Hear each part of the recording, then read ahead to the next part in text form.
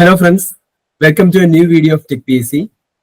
ഇന്ന് ഈ വീഡിയോയിൽ നമ്മളോടൊപ്പം ഈ ഒരു ടോക്കിൽ ഒരു അതിഥി കൂടിയുണ്ട്.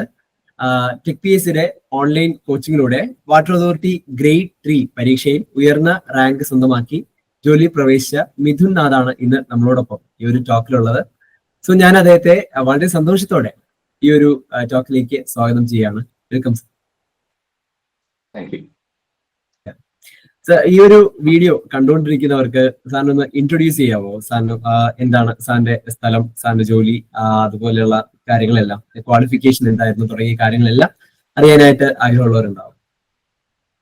എന്റെ പേര് മിഥുൻ നാഥ് എന്നാണ്. ഞാൻ ഇവിടെ കണ്ണൂർ ജില്ലയിൽ പാനൂർ എന്നുള്ള സ്ഥലത്താണ് എന്റെ സ്വദേശം. വാട്ടർ അതോറിറ്റിയിൽ ഗ്രേഡ് 3 ഓവർസിയർ ആയിട്ട് കഴിഞ്ഞ എക്സാമിന് കയറി. ഇപ്പൊ നിലവിൽ ഞാൻ ഗ്രേഡ് 2 ഡ്രാഫ്റ്റ്മാനായിട്ട് വാട്ടർ അതോറിറ്റി തന്നെ വർക്ക് ചെയ്യാണ്. ബിടെക് മെക്കാനിക്കൽ എഞ്ചിനീയറിംഗ് ആണ് ക്വാളിഫിക്കേഷൻ. ഇതൊക്കെയാണ് എന്റെ കാര്യം. അപ്പോ ഈ ഇപ്പോഴത്തെ ഈ ഒരു ജോബ് നേച്ചർ എങ്ങനെയാണ്? ജോലിയുടെ നിലവില് ഓവർസിയറുടെ വാട്ടർ അതോറിറ്റി ഓവർസിയറുടെ ജോബ് എന്ന് വെച്ചാൽ ഫീൽഡ് വർക്കും ഉണ്ട്, അതുപോലെ തന്നെ ഡോക്യുമെന്റേഷൻ വർക്കും ഉണ്ട്. ഫീൽഡ് വർക്കാണ് കൂടുതൽ. അപ്പൊ നമ്മളിപ്പോ നിലവില് ജലജീവൻ മിഷൻ, അതുപോലെ അമൃത് പദ്ധതി, അങ്ങനെ ഒരുപാട് വർക്കുകൾ നിലവിൽ വാട്ടർ അതോറിറ്റി നടന്നുകൊണ്ടിരിക്കുന്നുണ്ട്. അപ്പൊ അതിന്റെയൊക്കെ ഫീൽഡ് സൂപ്പർവിഷൻസ്, അതുപോലെ നിരവധി പൈപ്പ് ലൈൻ വർക്ക്, കൺസ്ട്രക്ഷൻ വർക്കുകളൊക്കെ നടക്കുന്നുണ്ട്. അപ്പൊ ഇതിന്റെയൊക്കെ സൂപ്പർവിഷനും അതൊക്കെ ഓവർസിയറുടെ ഉത്തരവാദിത്തമാണ്. അതുപോലെ തന്നെ ഇതിന്റെയൊക്കെ ഡോക്യുമെന്റേഷനും നിലവിൽ ഡിസൈൻ പ്രകാരമുള്ള വർക്കുകൾ സൂപ്പർവൈസ് ചെയ്യുക, അതിന്റെ ഒരു ഡോക്യുമെന്റേഷൻ, പിന്നെ വർക്കുകളെ എസ്റ്റിമേറ്റ് പ്രിപ്പയർ ചെയ്യുക, അതുപോലെ തന്നെ ഡെയിലി ഈ റുട്ടീൻ ആയിട്ടുള്ള മെയിൻ്റനൻസ് വർക്കുകൾ ഉണ്ടാവും, അതിന്റെയൊക്കെ എസ്റ്റിമേറ്റ്, ബില്ല് പ്രിപ്പറേഷൻ, പിന്നെ അതുപോലെ ഇതിന്റെയൊക്കെ ഫയല് മെയിൻ്റനൻസ്, രജിസ്റ്റർ മെയിൻ്റനൻസ്, അതുപോലെ നമ്മളിപ്പോ ഡ്രാഫ്റ്റ്മാൻ ലെവലിലേക്ക് വരുവാണെങ്കിൽ, സബ് ഡിവിഷൻ ലെവലിൽ അല്ലെങ്കിൽ എഡിഷൻ ലെവലിലൊക്കെ വരുവാണെങ്കിൽ ടെൻഡർ ഡ്രാഫ്റ്റ് ചെയ്യുന്നതിന് എക്സിനൊക്കെ ഹെൽപ്പ് ചെയ്യുന്നത്, അതുപോലെ എഗ്രിമെന്റ് പ്രിപ്പറേഷൻ, അങ്ങനെ കുറച്ചും കൂടി ഡോക്യുമെന്റ് പ്രിപ്പറേഷനും ഫയൽ മെയിൻ്റനൻസും കൂടിയുള്ള ഇതിലേക്ക് വരും. പിന്നെ ഫീൽഡ് വർക്കാണ് ഓവർസിയർ ഗ്രേഡ് 3 ആകുമ്പോൾ കുറച്ചുകൂടെ ഫീൽഡിൽ കൂടുതൽ വർക്ക് വരും. Okay okay. അപ്പൊ ഇന്ന് നമുക്ക് പ്രിപ്പറേഷൻ ടൈമിലോട്ട് വരാം, എല്ലാം ഒന്ന് റീകോൾ ചെയ്യാം. അപ്പൊ പ്രിപ്പറേഷൻ എങ്ങനെയായിരുന്നു? അതൊരു ലോങ് ടേം പ്രിപ്പറേഷൻ ആയിരുന്നോ അതോ ഷോർട്ട് ടേം പ്രിപ്പറേഷൻ ആയിരുന്നോ? എങ്ങനെയായിരുന്നു? എന്റേത് ഷോർട്ട് ടേം പ്രിപ്പറേഷൻ എന്ന് പറയാൻ പറ്റില്ല. ഞാനൊരു 3-4 മാസത്തോളം പ്രിപ്പയർ ചെയ്തിരുന്നു. ഞാൻ ഓൾറെഡി അതിനു മുന്നേ ഒരു ടീച്ചിങ് ഫീൽഡിൽ തന്നെയാണ് ഞാൻ വർക്ക് ചെയ്തുകൊണ്ടിരുന്നത്. അപ്പം ആ ഒരു ടീച്ചിങ്ങിന്റെ ഒപ്പം ഈ ഒരു കോച്ചിങ് കൂടി ഞാൻ കൊണ്ടുപോയിട്ടുണ്ടായിരുന്നു. അപ്പം ഒരു 3-4 മാസം ഞാൻ ഇതിനു വേണ്ടി പ്രിപ്പയർ ചെയ്തിട്ടുണ്ട്. അത് തീരെ ഷോർട്ട് ടേം എന്ന് പറയാൻ പറ്റില്ല. ആ ഒരു ചിത്രത്തിലാണ്. ഓക്കെ. അപ്പോ മെക്കാനിക്കൽ ബാക്ക്ഗ്രൗണ്ട് ആണ് ഉള്ളതെന്ന് പറഞ്ഞു. അപ്പോ ഈ ഒരു എക്സാമിന് കൂടുതലും സിവിൽ ടോപ്പിക്സ് ആണ് കൂടുതലും മെജോറിറ്റി ആയിട്ട് ചോദിക്കുന്നത്. അപ്പൊ അതെങ്ങനെ ഓവർകം ചെയ്തു? അത് എന്തായാലും നമുക്ക് അധികം പരിചയമില്ലാത്ത സിലബസിലെ കുറച്ച് ഏരിയാസ് ഉണ്ടായിരിക്കുമല്ലോ. അത്തരത്തിലുള്ള സിവിൽ ടോപ്പിക്സ് എല്ലാം എങ്ങനെ അത് കവർ ചെയ്യാൻ പറ്റും? അതെന്താ ചെയ്തു? അതെ, അത് വലിയൊരു പ്രശ്നം തന്നെയായിരുന്നു. മെക്കാനിക്കലെ സംബന്ധിച്ചിട്ട് ഇപ്പോഴും അത് എല്ലാവർക്കും ഫേസ് ചെയ്യുന്ന ഒരു പ്രശ്നം തന്നെയായിരിക്കും. കാരണം സിവില് ടോപ്പിക് ആണ് കുറച്ച് കൂടുതൽ വെയിറ്റേജ് നമ്മൾ എക്സാമിനും കണ്ടിട്ടുള്ളത്, സിലബസിനും കണ്ടിട്ടുള്ളത്. ഇപ്പൊ സിലബസിൽ കഴിഞ്ഞ സിലബസിനേക്കാളും ഈ തവണ കുറച്ച് സിവിൽ കൂടുതലുണ്ട്, വെയിറ്റേജ് കൂടുതലുണ്ട്. ഇങ്ങനെയായാലും സിവിൽ ടോപ്പിക്സ് ആണ് കൂടുതൽ വരുന്നത്. അപ്പോ സിവില് പഠിക്കാൻ വേണ്ടി കുറച്ച് നമുക്കിപ്പോ കൺസെപ്റ്റ് മനസ്സിലാക്കാൻ ഞാൻ ടെക് പി എസിന്റെ ക്ലാസ്സുകൾ തന്നെയാണ് ഫോളോ ചെയ്തത്. പിന്നെ അതുപോലെ നിമിയുടെ ടെക്സ്റ്റ് ബുക്കുകൾ, ഡ്രാഫ്റ്റ്മാൻ സിവിലിന്റെ ടെക്സ്റ്റ് ബുക്കുകൾ, പിന്നെ ഞാൻ കുറച്ച് ഓൺലൈനായിട്ട് നമുക്ക് ഇതിന്റെയൊക്കെ മൾട്ടിപ്പിൾ ചോയ്സ് ക്വസ്റ്റ്യൻസ് വരുന്ന ഏഷ്യൻ പബ്ലിക്കേഷൻസ് പോലത്തെ ഡ്രാഫ്റ്റ്മാൻ സിവിലിന്റെ ബുക്കുകൾ കിട്ടും.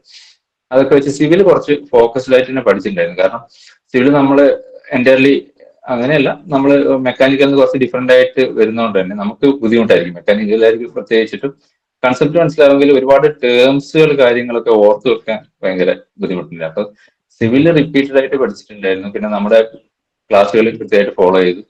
പിന്നെ ഈ മോക്ക് ടെസ്റ്റുകൾ നമ്മൾ തന്നെ ടെക് പി എസ് സി ഒരുപാട് മോക്ക് ടെസ്റ്റുകൾ ഭയങ്കരമായിട്ട് ഹെൽപ്പ് ചെയ്തു സിവിലിൽ പഠിക്കാൻ വേണ്ടിയിട്ട്. ഒരുപാട് പിന്നെ നമ്മൾ സിവിൽ പഠിക്കാൻ എനിക്ക് തോന്നുന്നു കുറച്ച് റിപ്പീറ്റഡ് ആയിട്ട് ക്ലാസ്സുകൾ നമ്മൾ PDF ആണെങ്കിലും ഒന്ന് റിപ്പീറ്റഡ് ആയിട്ട് ചെയ്തപ്പോഴാണ് സിവിൽ ഒന്ന് ആ ടേംസ് ഒക്കെ ഒന്ന് ഓക്കെ വന്നു. സിവിൽ കുറച്ച് ബുദ്ധിമുട്ട് തന്നെയായിരുന്നു. കാരണം നമ്മൾ കൂടുതൽ ചോദിക്കുന്ന സിവിൽ പാർട്ടിന് നമുക്ക് എനിക്ക് തോന്നുന്നൊരു 80% കഴിഞ്ഞ എക്സാമിന് സിവിലായിരുന്നു. അത് റാങ്ക് ലിസ്റ്റ് തന്നെ കാണാനുണ്ട്. നമ്മുടെ മെക്കാനിക്കലുകൾ വളരെ കുറവാണ്. മെക്കാനിക്കലുകാര് വളരെ നമുക്ക് എണ്ണിയെടുക്കാൻ പറ്റുന്ന അത്രയും ആൾക്കാരേ ഉള്ളൂ ഇത്രയും വലിയ ലിസ്റ്റിൽ തന്നെ. അപ്പൊ അത് ആ സിവിലിന്റെ ആ ഒരു ഫോക്കസ് ചെയ്യുന്നതിന്റെ ഒരു പ്രശ്നം തന്നെയായിരിക്കും. അപ്പൊ സിവിൽ കുറച്ച് ഫോക്കസ് ചെയ്താൽ തന്നെ ഈ എക്സാമിന് നമുക്ക് കുറച്ച് സ്കോർ ചെയ്യാൻ പറ്റുള്ളൂ. ഓക്കെ. അപ്പൊ ഈ സിലബസിൽ ഈ ഒരു സിവിൽ ടോപ്പിക്സിന്റെ ഒരു ഡോമിനൻസ് കാണുമ്പോൾ ഈ മെക്കാനിക്കൽ അല്ലെങ്കിൽ മറ്റ് സ്ട്രീംസിലുള്ള ഉദ്യോഗാർത്ഥികൾ തീർച്ചയായിട്ടും അവർക്കൊരു ചില കാര്യങ്ങളൊക്കെ ഇത് നടക്കാത്ത കാര്യമാണ് എന്നൊക്കെ പറഞ്ഞാൽ ചിലപ്പോൾ അത് ലീവ് ചെയ്യുന്ന തുടക്കത്തിലേ ലീവ് ചെയ്യുന്ന ആൾക്കാരൊക്കെ ഉണ്ടാവും. അപ്പൊ അത്തരത്തിലുള്ള ഉദ്യോഗാർത്ഥികളോട് എന്ത് അഡ്വൈസ് ആയിരിക്കും കൊടുക്കാനുണ്ടാവും? ഇല്ല, അങ്ങനെ വിചാരിക്കേണ്ട കാര്യമില്ല. കാരണം സിവിൽ ആണെങ്കിൽ കൂടെ നമ്മൾ ആ ഒരു കൺസെപ്റ്റ് നമുക്ക് മനസ്സിലാക്കാൻ ബുദ്ധിമുട്ടൊന്നുമില്ല. പിന്നെ ഞാൻ ഈ പറഞ്ഞതുപോലെ നമ്മൾ പ്രോപ്പറായിട്ട് നമ്മൾ ഈ നിമിയുടെ ടെക്സ്റ്റ് ബുക്കിലുള്ള ആ ഒരു സിലബസ് ഫോളോ ചെയ്യുകയും പിന്നെ അതിന്റെ ഒപ്പം നമ്മൾ ഇതേപോലെ റിപ്പീറ്റഡ് ആയിട്ട് സിവില് ടേംസ് എനിക്ക് എപ്പോഴും വന്നിട്ടുണ്ടെന്ന് വെച്ചാൽ കൺഫ്യൂഷൻ ടേംസിന്റെ കാര്യത്തിലേക്ക് പലപ്പോഴും പല ടേംസുകളും മാറിപ്പോ ഓർമ്മ അത് നമ്മൾ കുറച്ച് റിപ്പീറ്റ് ആയിട്ട് ചെയ്യേണ്ടി വരും. പിന്നെ അതിന്റെ മോക്ക് ടെസ്റ്റുകൾ ചെയ്യുമ്പോൾ സിവില് നമുക്ക് മനസ്സിലാക്കാൻ ട്രാക്ക് ചെയ്യാൻ പറ്റുന്നത് തന്നെയാണ്. അപ്പം നമ്മൾ മെക്കാനിക്കൽ ആയതുകൊണ്ട് ഇത് കിട്ടില്ല, അല്ലെങ്കിൽ ഞാൻ മെക്കാനിക്കൽ മാത്രം ഫോക്കസ് ചെയ്ത് നോക്കുള്ളൂ എന്ന് വിചാരിച്ചു കഴിഞ്ഞാൽ ഇത് എക്സാം ക്രാക്ക് ചെയ്യാൻ പറ്റില്ലായിരിക്കും. സിവിൽ എന്തായാലും കുറച്ചുകൂടെ പർട്ടിക്കുലർലി ഈ എക്സാമിന്റെ കേസിൽ സിവിൽ നമ്മൾ ഫോക്കസ് ചെയ്ത് പഠിച്ച് തന്നെ ആവണം. അപ്പം നമ്മളെ ഇതേപോലെ നമ്മുടെ മോക്ക് ടെസ്റ്റുകൾ തന്നെ വളരെയധികം അത് ഇത് ചെയ്തിട്ടുണ്ട്. അത് ചെയ്യുമ്പോൾ എനിക്ക് ആ ടേംസ് പിന്നെയും പിന്നെയും റിപ്പീറ്റഡ് ആയിട്ട് കണ്ടുകൊണ്ടിരിക്കുമ്പോഴാണ് സിവിൽ ക്വസ്റ്റ്യൻസ് ശരിക്കും പറഞ്ഞു കഴിഞ്ഞാൽ എളുപ്പമായി വന്നത്. ഓക്കെ. അതുപോലെ നമുക്ക് ഇപ്പോഴത്തെ ഈ ഒരു എക്സാമിന്റെ ഈ ഒരു കോമ്പറ്റേറ്റീവ് എക്സാമുകളുടെ PSC എക്സാമുകളുടെ ഒക്കെ ട്രെൻഡ് നമ്മളൊന്ന് പരിശോധിക്കുകയാണെങ്കിൽ ഇപ്പോൾ നോട്ടിഫിക്കേഷൻ പബ്ലിഷ് ചെയ്ത് കഴിഞ്ഞാൽ പിന്നെ അധികം ടൈം ഉണ്ടാവില്ല എക്സാമിന് പ്രിപ്പയർ ചെയ്യാനായിട്ട്. ഒരു ഷോർട്ട് ഡ്യൂറേഷനെ നമുക്ക് കിട്ടുള്ളൂ.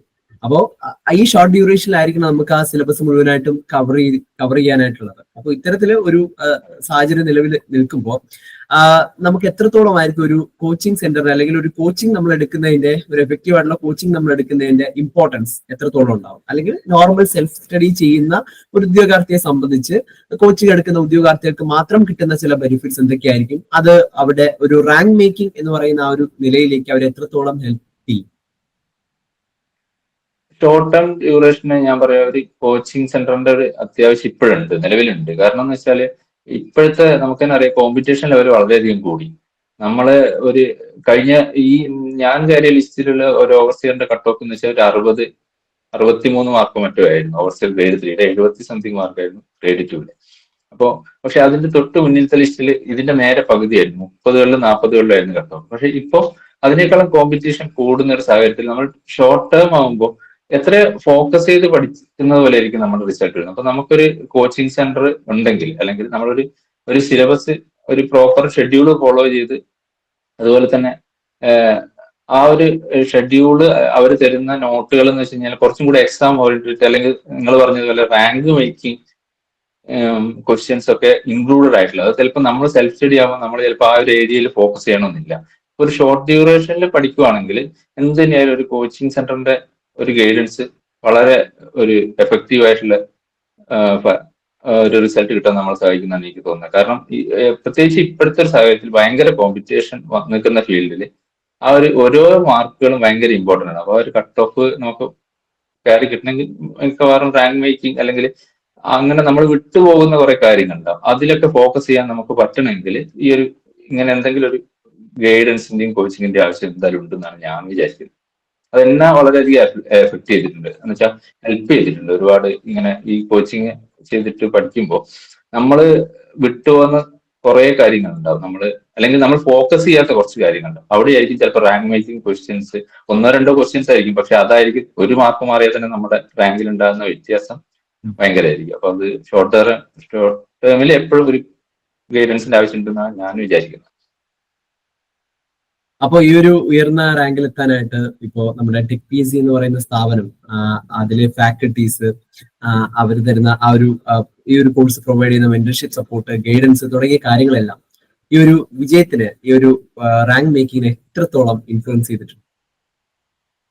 ശരിക്കും പറഞ്ഞാൽ എനിക്ക് വളരെയധികം നന്ദിയുണ്ട്. കാരണം എന്ന് വെച്ച് കഴിഞ്ഞാൽ എന്നെ ഈ ഒരു ഇതിൽ എത്താൻ ഈ ഒരു പിന്നെ എക്സാം ക്രാക്ക് ചെയ്യാൻ അല്ലെങ്കിൽ ഈ ഒരു ജോലിയിൽ കയറാൻ ടെക് PSC വളരെയധികം സഹായിച്ചിട്ടുണ്ട്. പ്രത്യേകിച്ചിട്ടും നമ്മുടെ ടീച്ചേഴ്സ് ആണെങ്കിലും നമുക്ക് ഇപ്പൊ ഒരു ഡൗട്ട് വരുന്ന സമയങ്ങളിൽ ചോദിച്ചു കഴിഞ്ഞാൽ പ്രോംപ്റ്റ് ആയിട്ട് നമുക്ക് അതിനുള്ള മറുപടി കിട്ടുന്നു. നമ്മൾ പെട്ടെന്ന് തന്നെ നമുക്ക് ആ ഒരു ഡൗട്ട് ക്ലാരിഫിക്കേഷൻ കാര്യങ്ങൾ, അതുപോലെ വ്യക്തമായിട്ടുള്ള നോട്ടുകൾ, PDF പിന്നെ ഞാൻ നേരത്തെ പറഞ്ഞ പോലെ മോക്ക് ടെസ്റ്റുകൾ, അതൊക്കെ വളരെയധികം എന്നെ ഹെൽപ്പ് ചെയ്തിട്ടുണ്ട്. പ്രത്യേകിച്ചിട്ട് നമ്മൾ എക്സാം അടുപ്പിച്ച ദിവസങ്ങളിൽ, ഒരു 2 ആഴ്ച 1 മാസങ്ങളിൽ കൂടുതൽ ക്വസ്റ്റ്യൻ ഡിസ്കഷൻ മാത്രം ചെയ്ത സമയങ്ങളുണ്ട്. അത് ശരിക്കും ഇപ്പൊ നമ്മൾ എത്ര പഠിച്ചു കഴിഞ്ഞു കഴിഞ്ഞാലും ഇങ്ങനെയുള്ള കുറച്ച് കാര്യങ്ങൾ വരുമ്പോഴാണ് നമ്മൾ റാങ്ക് മേക്കിങ്ങിനൊക്കെ അല്ലെങ്കിൽ ടോപ്പിലേക്ക് പോകുന്നത്. അപ്പോൾ നമ്മുടെ ഈ TechPSC എന്നുള്ള ഇൻസ്റ്റിറ്റ്യൂട്ട് തന്നെ ഒരുപാട് നമുക്ക് ഈ ഒരു ഇതിലേക്ക് എത്താൻ വേണ്ടിയിട്ട് ഒരുപാട് നമുക്ക് നേരത്തെ പറഞ്ഞാൽ ഫോക്കസ്ഡ് ആയിട്ട് കാര്യങ്ങൾ ചെയ്യാനും കൃത്യമായിട്ട് റാങ്ക് മേക്കിംഗ് അല്ലെങ്കിൽ ഏത് ഏരിയയിൽ ഫോക്കസ് ചെയ്യണം എന്നൊക്കെ മനസ്സിലാക്കാൻ വേണ്ടി ഒരുപാട് സഹായിച്ചിട്ടുണ്ട്. അപ്പം എന്തായാലും TechPSC എനിക്ക് ഈ ഒരു ജോലി കിട്ടിയതിൽ TechPSCയോട് വളരെയധികം നന്ദിയുണ്ട്. തീർച്ചയായിട്ടും ആ ഒരു ഇൻസ്റ്റിറ്റ്യൂട്ടിന്റെ കൂടെ ഒരു എന്താ പറയാ കോൺട്രിബ്യൂഷൻ ഉള്ളത് കൊണ്ടാണ് ഈ ജോലി ഇപ്പൊ എനിക്ക് കിട്ടിയതെന്നാണ് ഞാൻ വിശ്വസിക്കുന്നത്. ഓക്കെ, അപ്പോ നമ്മൾക്ക് എത്രത്തോളമാണ് ഇത്തരത്തിലുള്ള പരീക്ഷകൾക്ക് മോക്ക് ടെസ്റ്റിന്റെ ഇമ്പോർട്ടൻസ് എന്നും നമ്മൾ ഡിസ്കസ് ചെയ്തു. ഇപ്പോ ഈ പറഞ്ഞ സാറിനെ അത് ഡിസ്കസ് ചെയ്താണ്, ഇപ്പോ പറഞ്ഞതാണ്. അപ്പോ ഇനി ഇത്തരത്തിലുള്ള പരീക്ഷകൾക്ക് തയ്യാറെടുക്കുന്ന ഉദ്യോഗാർത്ഥികൾക്ക് സാറിന്റെ എക്സ്പീരിയൻസിനേക്കാൾ ബെറ്റർ ആയിട്ട് നമുക്ക് മറ്റൊന്നും വരില്ല. എക്സ്പീരിയൻസ് തന്നെയാണ് എല്ലാം. അപ്പോൾ ഇത്തരത്തിലുള്ള ഈ ഒരു എക്സ്പീരിയൻസിൽ നിന്നും ഇനിയുള്ള ഉദ്യോഗാർത്ഥികൾക്ക് എന്ത് അഡ്വൈസ് ആയിരിക്കും കൊടുക്കാനുണ്ടാവുക? അല്ലെങ്കിൽ എന്തൊക്കെ കാര്യങ്ങളാണ് അവർ ശ്രദ്ധിക്കേണ്ടത്, എന്തൊക്കെ കാര്യങ്ങൾ അവർ ചെയ്യരുത്, എന്തൊക്കെ കാര്യങ്ങളാണ് അവർ കമ്പൽസറി ആയിട്ട് ചെയ്യേണ്ടത് തുടങ്ങിയ കാര്യങ്ങളെല്ലാം ഒന്ന് പറയാം. ഞാൻ എഴുതിയ അല്ലെങ്കിൽ ഞാൻ ചെയ്ത കാര്യങ്ങൾ വെച്ച് പറയുകയാണെങ്കിൽ നമ്മൾ എപ്പോഴും എക്സാമിന് പഠിക്കുമ്പോൾ, ഞാൻ ഇതിന് മുന്നേയും എക്സാമുകൾ എഴുതിയിട്ടുണ്ട്. അപ്പം നമ്മൾ ഫോക്കസ്ഡ് ആയിട്ട് ചെയ്യുമ്പോൾ കുറച്ചും കൂടെ കാര്യങ്ങൾ കൃത്യമായിട്ട് സിലബസ് പഠിച്ച് അതിന്റെ കാര്യങ്ങൾ ഫോക്കസ്ഡ് ആയിട്ട് ചെയ്യുക. പെർട്ടിക്കുലർലി ഈ ഒരു എക്സാമിനെ പറ്റി പറയുകയാണെങ്കിൽ മെക്കാനിക്കലുകാരോട് പറയാനുള്ളത് സിവിൽ കുറച്ചും കൂടെ ഫോക്കസ് ചെയ്ത് പഠിക്കുക, സിവിൽ ടേംസുകൾ ഫോക്കസ് ചെയ്ത് പഠിക്കുക. പിന്നെ അതുപോലെ മോക്ക് ടെസ്റ്റുകൾ, ഞാൻ എപ്പോഴും പറയുന്ന കാര്യങ്ങൾ എപ്പോഴും എനിക്ക് ഭയങ്കര എഫക്റ്റീവ് ആയിട്ട് തോന്നിയത് നമ്മൾ മോക്ക് ടെസ്റ്റുകൾ ചെയ്യുക. നമ്മൾ എത്ര സിലബസ് എത്ര കവർ ചെയ്തിട്ടും എത്ര പഠിച്ചിട്ടും കാര്യമില്ല. നമ്മൾ ഒരു മോക്ക് ടെസ്റ്റ് ചെയ്യുമ്പോൾ അല്ലെങ്കിൽ ഒരു എക്സാം എഴുതിക്കൊണ്ടിരിക്കുമ്പോൾ അതിനുമായിട്ട് റിലേറ്റഡ് ആയിട്ട് കുറെ കാര്യങ്ങൾ നമുക്ക് കിട്ടും. അതിന്റെ ഓപ്ഷൻസ് ഇപ്പൊ ശരി ഉത്തരം കഴിഞ്ഞ് ബാക്കിയുള്ള ഓപ്ഷൻസ് എന്താണെന്ന് നമ്മൾ ചിന്തിക്കും, നമ്മളത് പഠിക്കും. അപ്പം ഇങ്ങനെയുള്ള ഏരിയ എന്നായിരിക്കും റാങ്ക് മേക്കിംഗ് ക്വസ്റ്റ്യൻസ് അല്ലെങ്കിൽ ഫോക്കസ് ചെയ്യാൻ പറ്റുന്ന കാര്യങ്ങൾ വരും. അപ്പോൾ അങ്ങനെ സിലബസ് ഓറിയന്റഡ് ആയിട്ട് പഠിക്കുക, കൃത്യമായിട്ട് മോക്ക് ടെസ്റ്റുകൾ ചെയ്യാം. പിന്നെ ഏതെങ്കിലും നമ്മൾ സെൽഫ് സ്റ്റഡി പറ്റുന്നവരുണ്ടാവും, സെൽഫ് സ്റ്റഡി നന്നായിട്ട് ചെയ്യുന്നവരുണ്ട്. അതുപോലെ അതിനേക്കാൾ ഉപരി നമുക്കൊരു ഗൈഡൻസ് എപ്പോഴും നല്ലതാണ്. എപ്പോഴും നമുക്ക് ഒരു മെന്റർഷിപ്പ്, നമ്മൾ ഒറ്റയ്ക്ക് ചെയ്യുമ്പോഴും നമ്മൾ ആ ഒരു ഫീൽഡിൽ എക്സ്പീരിയൻസ് ഉള്ള ആൾ നമ്മളോട് ഹെൽപ്പ് ചെയ്യുമ്പോൾ തമ്മിലുള്ള വ്യത്യാസം, നമ്മൾ വർക്കിലാണെങ്കിലും നമ്മൾ എക്സാമിലാണെങ്കിലും എല്ലാത്തിലും ഉണ്ട്. അപ്പൊ അങ്ങനെ ഒരു ഗൈഡൻസ് വേണമെങ്കിൽ അതും കൂടി എടുത്തിട്ട് കൃത്യമായിട്ട് പ്രിപ്പയർ ചെയ്ത് കഴിഞ്ഞാൽ കിട്ടാൻ ബുദ്ധിമുട്ടൊന്നുമില്ല. പ്രത്യേകിച്ച് ഓവർസിയർ ഗ്രേഡ് 3 ഒരുപാട് വേക്കൻസി ഉള്ളതാണ്. നമ്മൾ ശ്രമിച്ചു കഴിഞ്ഞാൽ ഉറപ്പായിട്ടും ക്രാക്ക് ചെയ്യാൻ പറ്റുന്ന എക്സാം. ഓക്കെ, അപ്പൊ ഈ ഒരു ചുരുങ്ങിയ സമയത്തിൽ ധാരാളം ഇൻഫർമേഷൻസ് ആണ് നമുക്ക് സാറിന് ലഭിച്ചത്. വളരെ ഇന്ററാക്റ്റീവ് ആയിട്ട് എല്ലാത്തിനും വളരെ പ്രിസൈസ് ആയിട്ടുള്ള റിപ്ലൈസ് നമുക്ക് കിട്ടുകയും ചെയ്തു. അപ്പോൾ സാറിന് TechPSCയുടെ പേരിൽ എന്നെയും TechPSCയുടെയും പേരിൽ നന്ദി അറിയിക്കുകയാണ്. അതോടൊപ്പം ഇനി ഈ ഒരു പരീക്ഷയ്ക്ക് ഇത്തരത്തിലുള്ള കോമ്പറ്റേറ്റീവ് എക്സാമുകൾക്ക് തയ്യാറെടുക്കുന്ന എല്ലാ ഉദ്യോഗാർത്ഥികൾക്കും TechPSCയുടെ വിജയാശംസകളും അറിയിക്കുകയാണ്. Thank you. Thank you.